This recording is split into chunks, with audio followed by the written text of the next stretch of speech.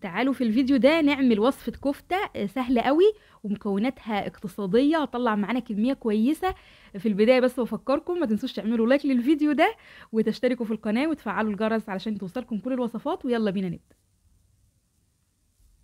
معايا كوباية برغل ناعم، هغسله كويس لانه البرغل بيبقى فيه قش كده صغير ممكن ما ناخدش بالنا منه، فهغسله وبعدين هشطفه في مصفى تكون عيونها ضيقة وهنقعه. بقى مدة النقع بتبقى يعني كل ما نقعتيه اكتر كل ما هيتفرم معاكي بسهولة، لكن لو مستعجلة ممكن تخليه نص ساعة في مية دافية، تنقعيه في مية دافية.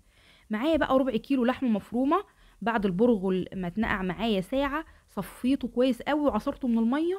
وبعدين معايا بقى بصل وبقدونس وشطة حمراء، الشطة طبعا حسب الرغبة، فرمتهم في الكبة وهنزل بيهم على خليط اللحمة والبرغل.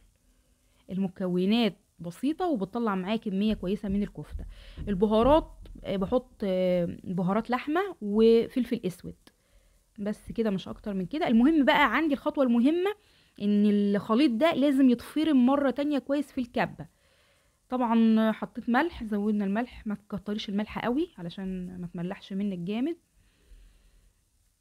نفرمهم كده بالايد وبعد كده نفرمهم بقى في الكبه، سواء عندك مفرمه او ما عندكيش مفرمه مش مهم، في الكبه مرتين لغايه ما تنعم بالشكل ده، علشان لو ما نعمتيهاش كده هتفك منك، هتفرفط منك ومش هتعرفي تشكليها على السيخ. معايا بقى معلقه صلصه كبيره وبحط لها معلقه كبيره زيت وبخففهم بالميه، ودول هندهن بيهم الكفته بس بعد ما ادخلها الفرن شويه تتشمع بفرشه بقى وابدا ادهنها لغايه ما تاخد لون معايا.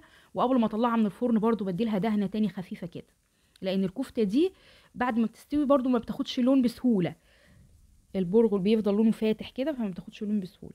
معايا بقى هنا شبكه هحط عليها وحاطه تحتها الخضار اللي احنا شايفينه ده، بصل وفلفل وطماطم، وبدات اشكلها على سيخ. ممكن تشكليها على معلقه لو ما عندك معلقه خشب كبيره كده ورفيعه ممكن تشكلي عليها، تاخدي حته كده قد البيضه مثلا وتبداي على حسب بقى الطول اللي انت عايزاه والسمك اللي انت عايزاه زي ما تحبي. عايزه تعمليها كور، عايزه تعمليها صوابع من غير حتى ما تشكليها على سيخ، يعني شغاله في كل الاحوال، طعمها جميل حلو قوي.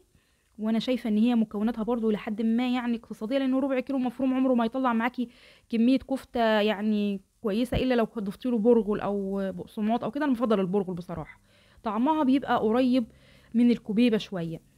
والخضار اللي احنا شويناه تحتها اهو انا دخلتها طبعا الفرن وبعدين ولعت لها الجريل بعد ما دهنتها بالخليط اللي احنا عملناه. الخضار بنستخدمه برضو في التقديم، اللي هو الطماطم بتبقى مشويه هي والفلفل طعمهم بيبقى حلو قوي. اهم حاجه بس ان احنا طالما هندهنها بالصلصه نحاول ما نقربهاش من الجريل او ما نعليش الجريل، لان اي حاجه بتدهن بالصلصه بتتحرق بسرعه وبتاخد لون معايا بسرعه، فنخلي بالنا بقى اول ما ندهنها نخفف الشوايه خالص.